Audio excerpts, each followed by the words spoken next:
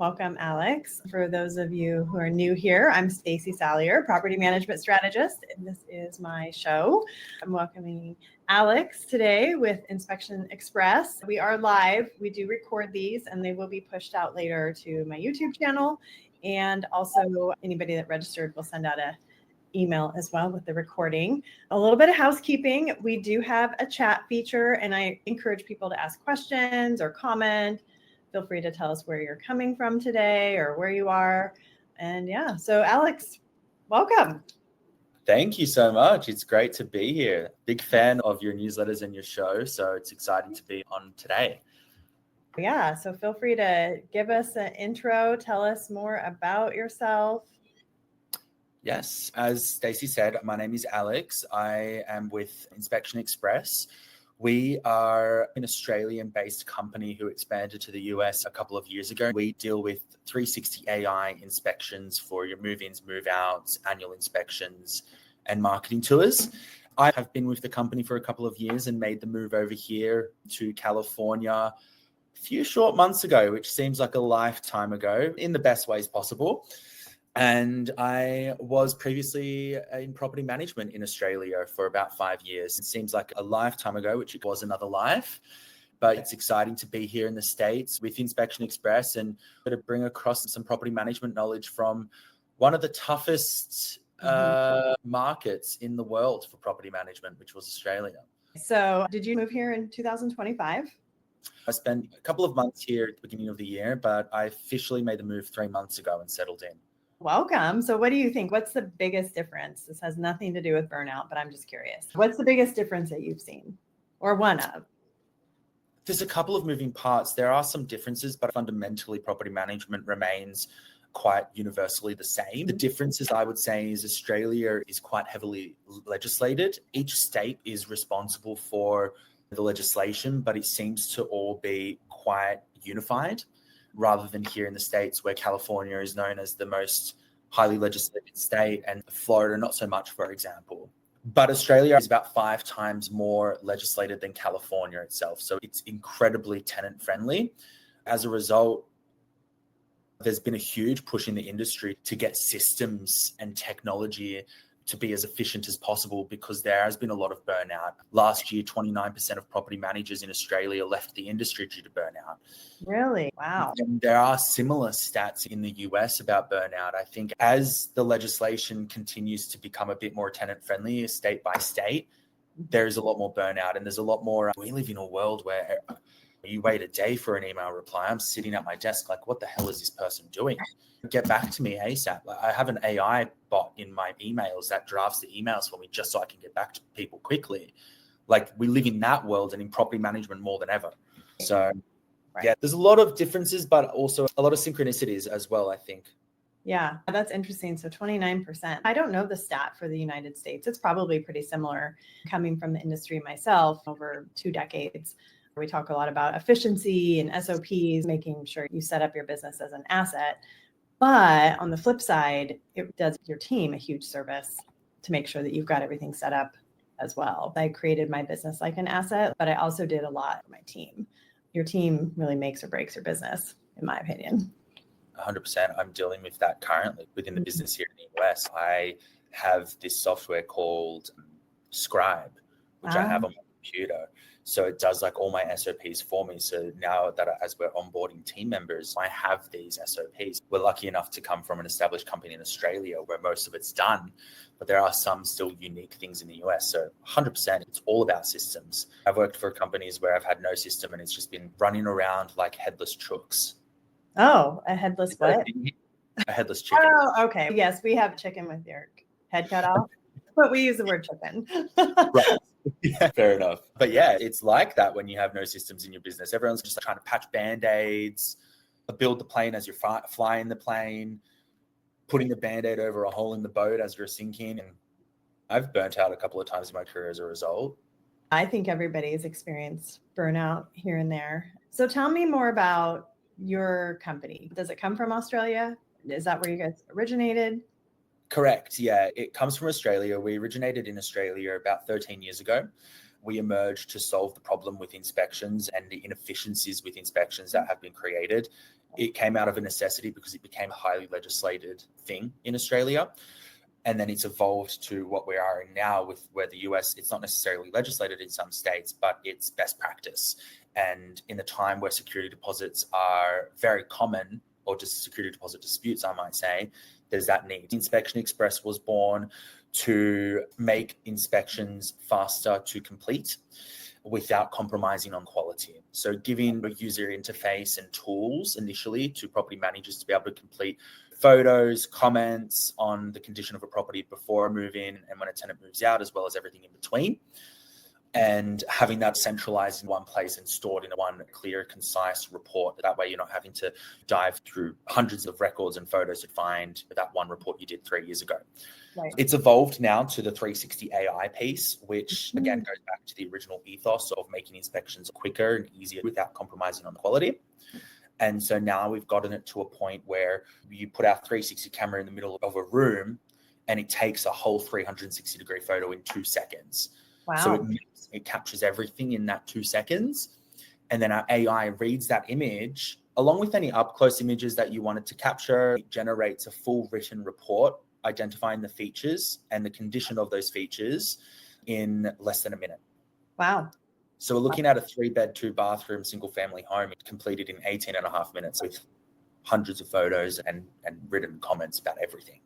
Yeah, that definitely would curb burnout for sure. Because I know back when I started in 2004, we used paper. So we had a 5-page paper report, and then we had our digital camera.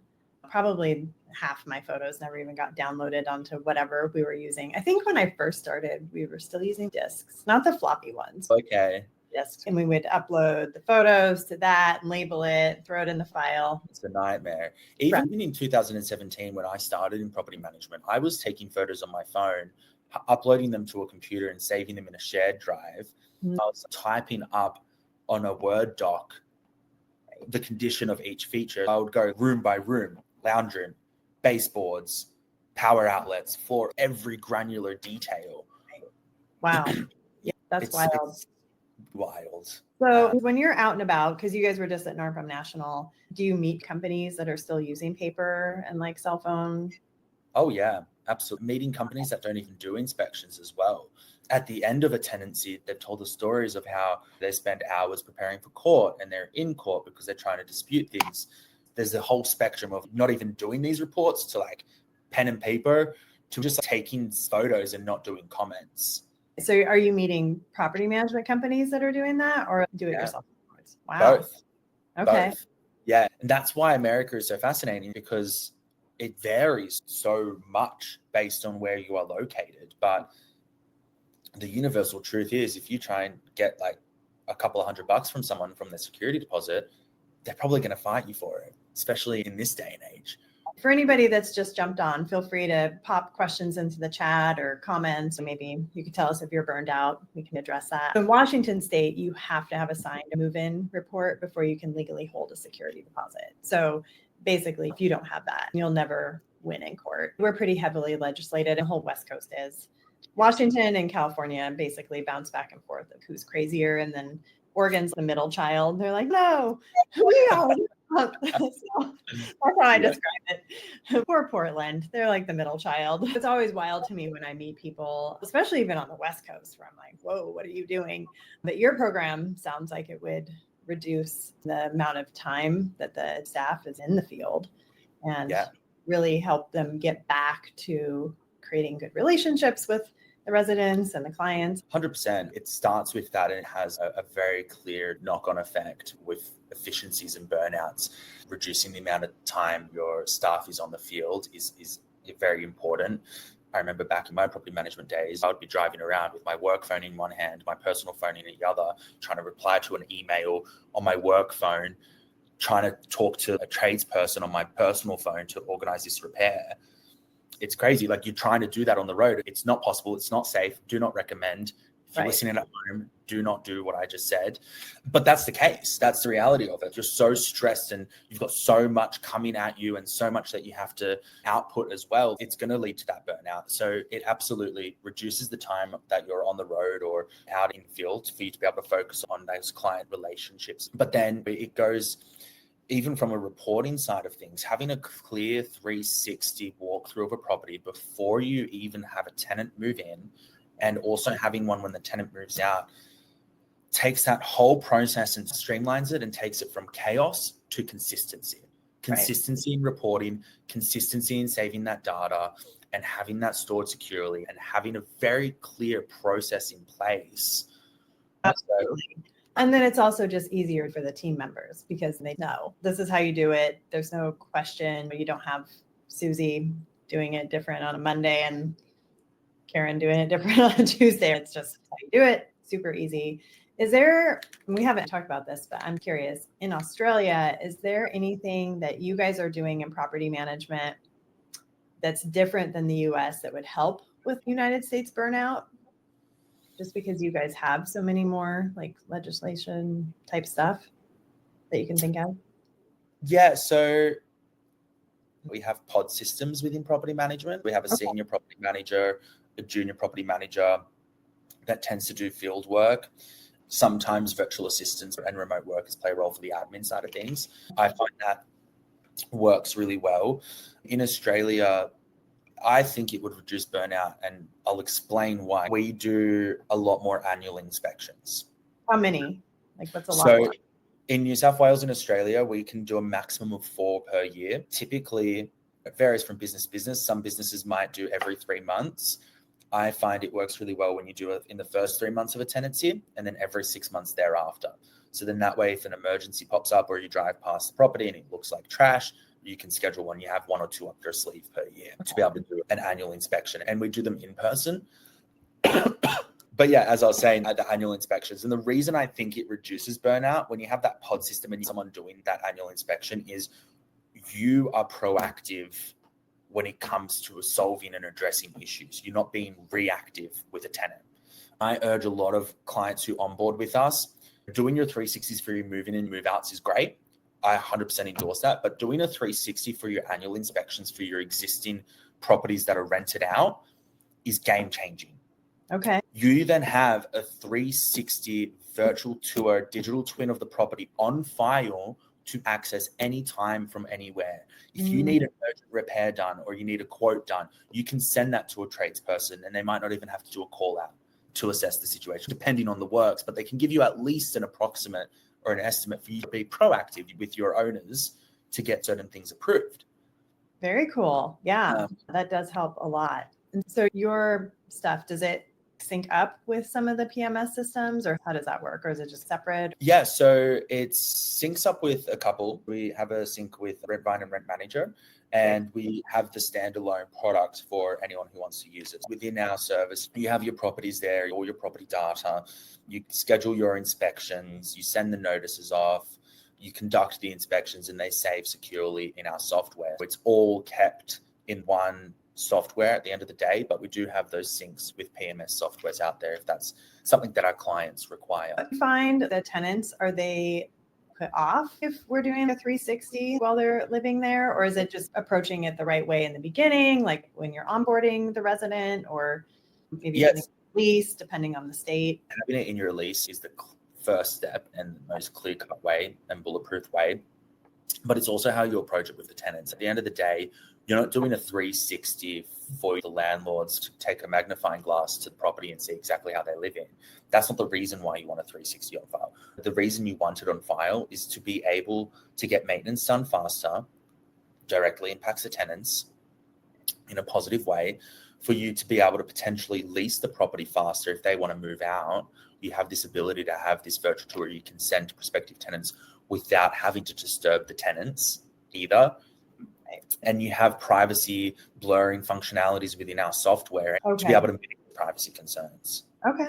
So going back to your property management days, if you could have waved a magic wand, like where you worked because you were a property manager, right? I started off in leasing, assistant property management, BDM.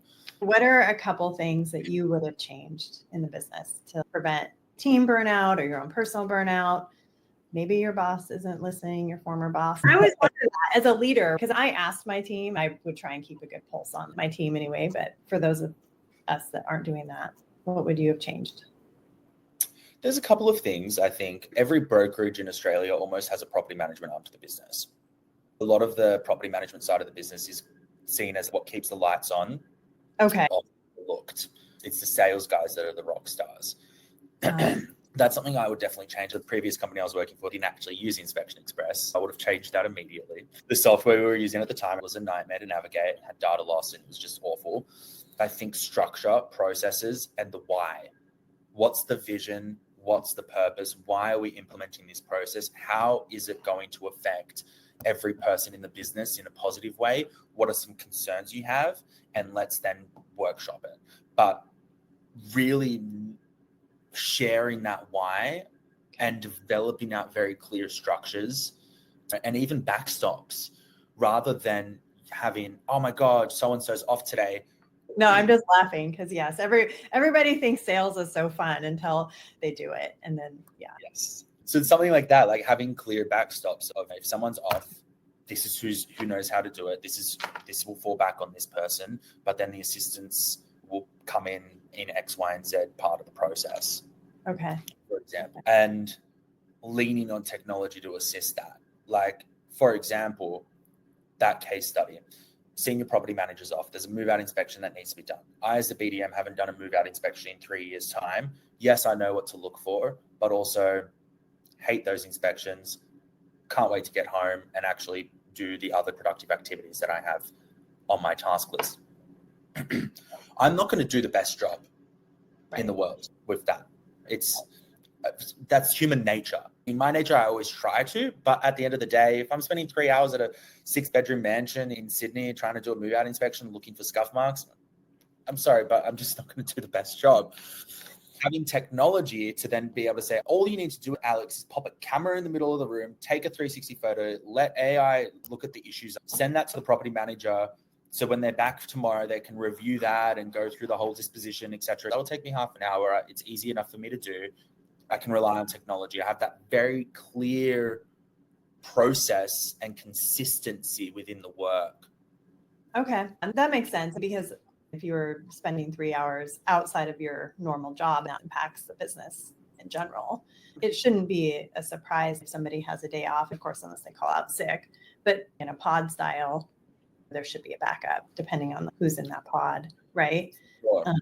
So, yeah. And then, yeah, you brought up a good point too, like rolling out new things. I think a lot of times as leaders, we get super excited because we're like, we go to conferences and then we learn all these things. We meet all these awesome vendors and then, the leader makes sense in our head. But I could see where if it's not rolled out correctly and given the team, yes, explaining the why, like, why are we doing this? It's not just to torture ourselves or other people, and then giving time to train and follow up. So when you were on the property management side, did you guys have weekly team meetings and do that kind of thing? We did have weekly team meetings, but it was more so, okay, what are your arrears at? How much maintenance? What have you leased? What haven't you leased? Why haven't you leased it? What do we need to do? That sort of thing, which is great. It's troubleshooting. But again, it's being reactive, not proactive. Right. Just to circle back to the rolling out of things, it's so important. There have been numerous times in my career where something's just been told, we've been told, all right, you're using this now. Okay, cool. How do I use it? Why am I using it? At what point in my workflow does this adjust my day? Please explain, because I currently have no clue what's going on. And because I have no clue, I'm going to focus on the rest of my work and not worry about this new product that you're paying for because you haven't explained it. That's typically a mindset. And that's so fair enough. In property management, especially when you've got hundreds of owners, hundreds of tenants, hundreds of tradespeople constantly coming at you with problems that you're trying to solve, that's very fair. But what we've started pretty much mandating, or we try and really push for, is anyone who does sign up with our product, if it's especially at conference with the director, we will always do an initial introduction call with the team to show them the product, explain the why, benefits, and to sit down and say, all right, how is this going to work in your current processes and your day-to-day, and what's it going to change for the better? And then we go into the training and staggering of the trainings. Who needs to know X part of the product? Who's going out and doing the inspections? Because this is how you do the app. Who's going to be in the admin side of things? Because this is the person who needs desktop training, that sort of thing. Like, we very much stagger it based on job roles as well, and according to someone's systems and processes. It's so important to do. So you guys have a rollout process. Like, you basically have a good process that you can share with the company that's signing up with you. And every step of the way, like inspections, marketing, virtual tours, because we're an integrated Zillow partner, and you can use those virtual tours as marketing, as a way to grow the business. So training with the BDM of, okay, how can you use this as a selling point for your owners, releasing their property faster, protecting their asset, making sure that the security dispositions are bulletproof, saving them a lot of time and money in the long run, why they should be signing up with you because you have this technology. Oh, I love it. Graining it into the ethos of whichever business it's being established in. Any other like thoughts or tips or tricks on just like burnout in general? Or Yeah, there's so much. I have a couple of notes because it's a very big thing. The first thing is cutting out your manual tasks. What manual tasks can be automated to allow you a calmer approach to your day in such a hectic industry is super important. Having a very clear process. The best teams fail under shitty processes. Yep. Right. It's not teams that fail, it's processes. I like what I call an ideal week, setting certain times for tasks.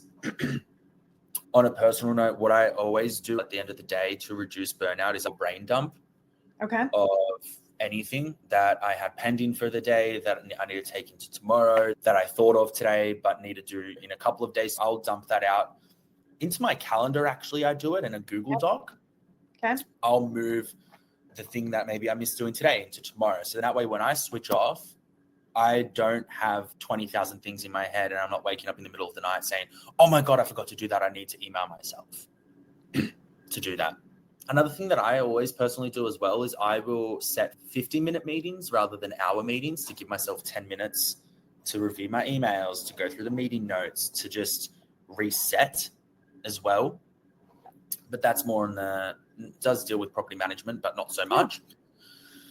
And God, what else? Yeah, it's relying on tech. Honestly, yeah, I was just going to ask, is there any, and it doesn't necessarily have to be property management related because there's so many tools out there now, but what are you using? Are you using any AI things? Obviously you have AI in your product, which I think is super rad. There are a couple of things. I think it's important as an AI vendor to utilize AI. Like for me to go into a business and say, you need to use AI and not using AI myself is a bit wild. I use a couple of products. I use this product called Fixer. I've heard of that. So it will categorize my emails automatically in terms of what's just an FYI, what's marketing. You also draft responses for me as well based on my writing style. If I'm booking meetings, it will include a meeting link and tell me where I'm available in my calendar. It will auto record all my calls like for Zoom meetings and generate meeting notes, then a follow-up email to recap everything. So that saves me a lot of time. Scribe is great for the SOPs. Like I have that as a connection on my Chrome, and anything I do, it just does an SOP for me, which is great in property management. If you have a senior PM that has a certain way of doing things and they need to hire a junior, but you don't want to relinquish that control because they're not going to do it the same way as you do, which is fair enough. But sometimes you need to do that. The SOPs and Scribe's a great way. And the good old ChatGPT. Anything, I don't sit and read 20-page reports anymore on I do sometimes when I have the time, but especially on the real estate industry, I'll pop that through ChatGPT and I'm like, I want the keynotes, key highlights of everything. Same with emails, having an email summary, especially in property management. If you have a tenant that's written you a 50-page email about why you can't claim $10 for the scuff mark on the wall because it was there when they were there and they've left the property in better condition than what they found it in. Their aunt died and just chuck it into ChatGPT and say, give me the highlights. What do I need to know? What's relevant? And it's, oh, okay, cool. They're disputing X, Y, and Z claim because of X, Y, Z. Then bringing in our side-by-side 360 comparison, I think for property management is game-changing. It's literally a walkthrough side-by-side of your move in and your move out, which shows absolutely everything, putting that into the email and saying, here's your side-by-side walkthrough. based on what you want XYZ claimed. Here's the proof. Yeah, I think the cool thing about AI, because I use it every day as well, is that especially in property management, it can really reduce a lot of the emotional toll that our team has. Most of us have team members that really love what they do, right? They are in this profession for a reason.